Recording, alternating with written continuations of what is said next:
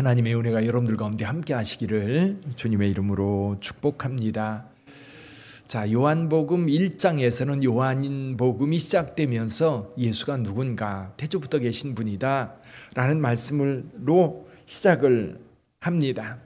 그리고 2장에서 두 가지 일을 행하셔요. 가나에서 물로 포도주를 만드는 사건이 있었고요. 또 한 번은 예루살렘 6월절에 성전에 가셔서 성전에서 물건 파는 자들, 소 팔고 양 팔고 비둘기 팔고 돈 바꾸고 그런 사람 다 내쫓으셨어요. 여러분, 이 일은 굉장히 큰 일입니다. 성전을 소란하게 한 것이고 또 성전을 이렇게 정결하게 한 사건은 많은 사람들에게 굉장히 깊은 생각을 하게 만들었을 거예요. 그 중에 한 사람이 누구예요? 니고데모였던 겁니다. 아무도 그렇게 나서서 행하지 못했는데 이렇게 행할 수 있을 수 있는 사람은 하나님께로부터 온 자, 즉 최소한 선지자 이상은 돼야 그런 일을 행할 수 있다고 보는 거예요. 성전을 정결하게 하기 위해서 혼자 나서서 거기 다 내쫓고 그러면서 이 성전은 기도하는 집이라고 선포할 수 있었던 것은 대단한 일이었거든요. 그런데 니고데모가 그 사건 이후에 밤에 몰래 예수님을 찾아왔습니다. 니고데모는 어떤 사람이었습니까? 니고데모는 유대인인데 유대인의 지도자라 그랬어요. 아마도 예수님을 따르는 사람들 가운데 아리마대 사람 요셉과 여기 니고데모가 가장 고위층의 사람, 적어도 산헤드린 회원, 오늘날로 말하면 국회의원급 되는 그런 사람이었습니다. 이 사람이 몰래 찾아와요. 왜 몰래 찾아올까요? 여러분, 예수님에 대해서 분명하게 정의 내려지지 않은 상태에서 이 이스라엘의 지도자가 예수를 찾아가서 이야기를 했다고 하는 것은 소문이 나면 그렇게 썩 좋은 일이 아닌 겁니다. 그래서 밤에 찾아와서 이렇게 얘기를 합니다. 하나님이 함께 하시지 아니하시면 당신이 행하시는 이 표적을 아무도 할 수 없습니다.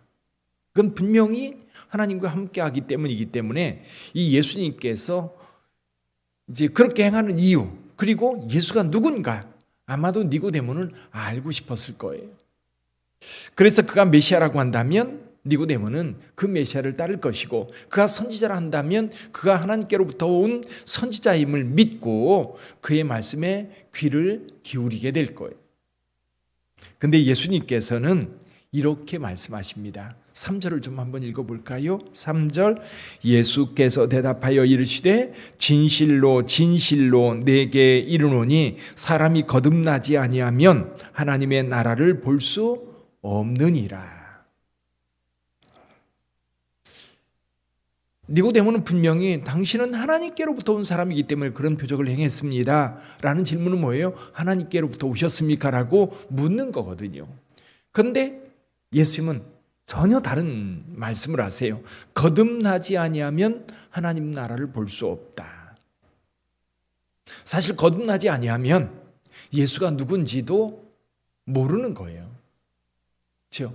예수를 믿어 거듭날 때 그가 하나님의 자녀가 되고 하나님 나라를 알게 되는 겁니다.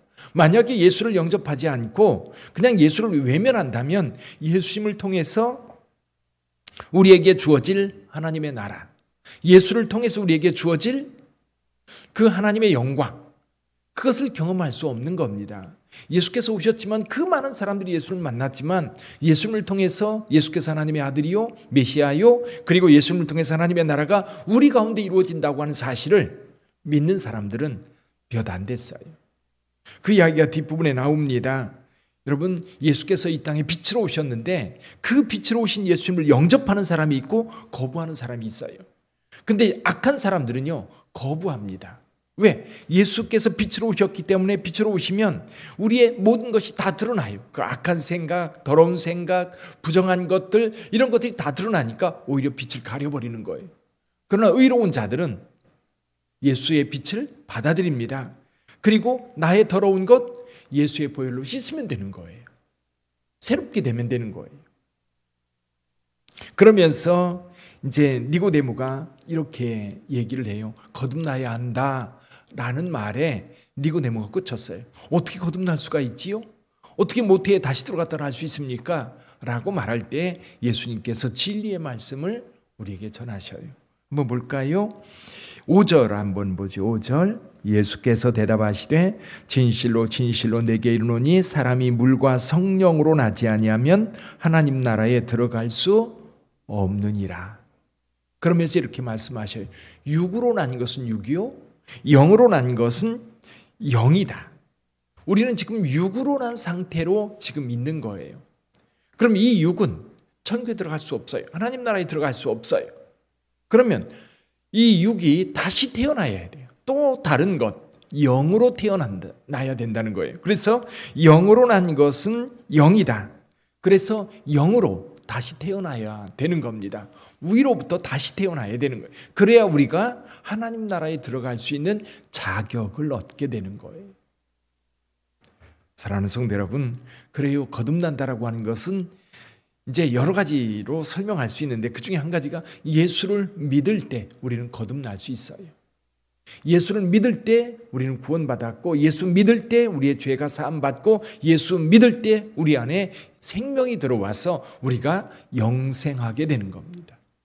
여러분, 세상에 똑같이 살아있어도요, 여러분 영적으로 산 자와 죽은 자는 전혀 다른 거예요. 우리가 세상에 살아가면서 많은 사람들을 만나면서 저 사람이 죽었을까 살았을까, 영이 살았을까 죽었을까 알지 못하지만 본인과 누가 알아요? 하나님이 아시는 거예요. 여러분, 영이 사는 것이 오늘 우리에게 정말 중요한 거예요. 그래서 저와 여러분들이 과연 내가 영이 살아있는가 점검해 볼 필요가 있어요. 과연 내게 영이 살아있어서 내가 하나님의 거룩한 자로 하나님의 나라에 들어갈 수 있는가? 여러분, 이게 살아있지 않으면요 힘들어요. 교회 다니는 것도 힘들고 더욱 힘들죠. 아예 세상 사람들은 그냥 모르니까 그냥 무시하고 살아가요. 그러나 그 끝에는 뭐가 있어요? 죽음이 있고 그 끝에는 영원한 형벌이 있다는 사실을 우리가 알아야 돼요. 그러나 지금 예수를 믿는 사람들은 분명하게 내가 거듭났고 새 사람 되었고 나는 하나님의 백성이라고 하는 확신을 가지고 하나님의 말씀을 따라 살아야 되는 겁니다.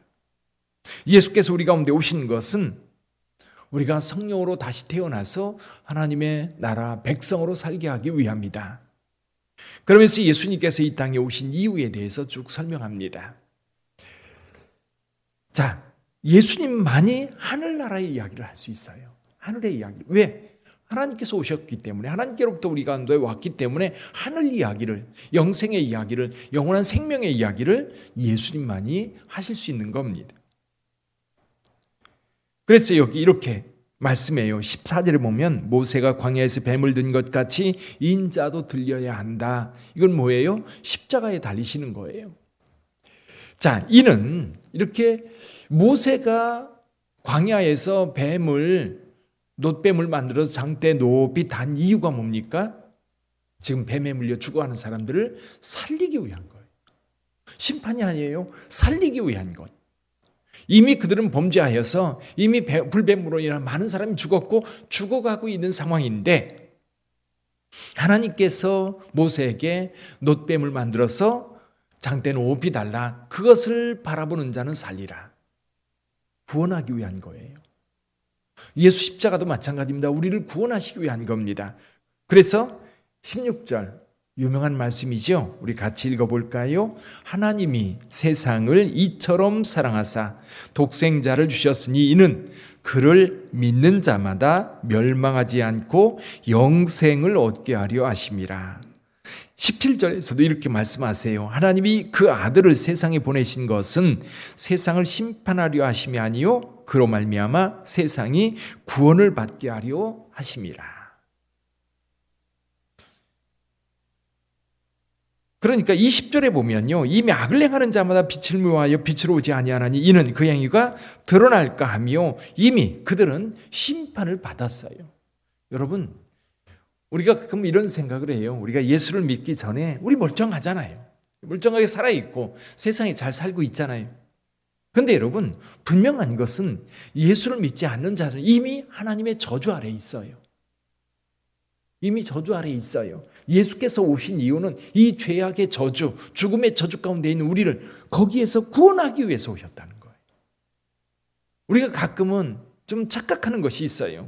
예수를 믿으면 내가 구원 얻고, 그러면 내가 예수 믿지 않을 때에는 아무렇지도 않고 평범하고 그냥 이렇게 살아가는 걸로 생각하는데 아니에요. 이미 우리는 죽은 자인 거예요. 이미 죽어 있는 자인 거예요. 이것을 사람들은 잘 몰라요. 그러나 예수를 믿고 나서 보니까 내가 죽었던 자인 거예요. 저주 아래 있던 자인 거예요. 그 저주 아래 있던 자가 구원받은 거예요. 그래서 감사한 거예요. 내 처지가 어떤 것인지. 우리나라 입양인 가운데 미국에서 나사에서 일하면서 이 내비게이션 있죠. 내비게이션. 이것을 개발하는데 함께했던 분 최대천이라고 하는 분이 계세요. 어렸을 때 5살 때 고아가 됐대요. 5살 때 아버지가 너무 이 폭력을 행해서 어머니는 나가고, 그리고 아버지는 얼마 후에 감옥에 가고 폭력 뭐 이런 것 때문에 했나 봐요.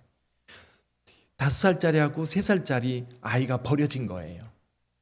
그래서 이렇게 이제 떠돌다가 이제 그 시장에서 뭐 주워 먹고 그러다가 이 어린 아이는 이제 그 장사하는 아주머니가 데려다 키우겠다고 데려간 거예요.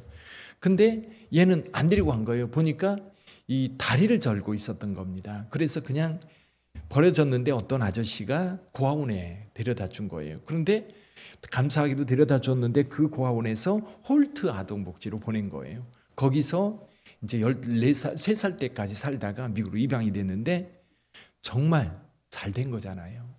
정말 잘 된 거예요.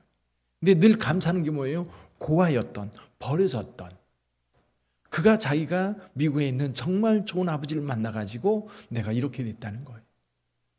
그 간증을 들으면서 우리 모두가 이런 거예요. 우리가 예수 알기 전에는요, 예수를 나의 구주로 영접하기 전까지는요, 그와 같은 거예요. 버려진 거예요.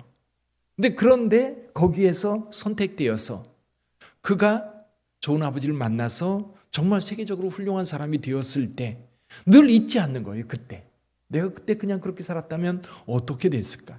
근데 여러분 중요한 것은 그거예요.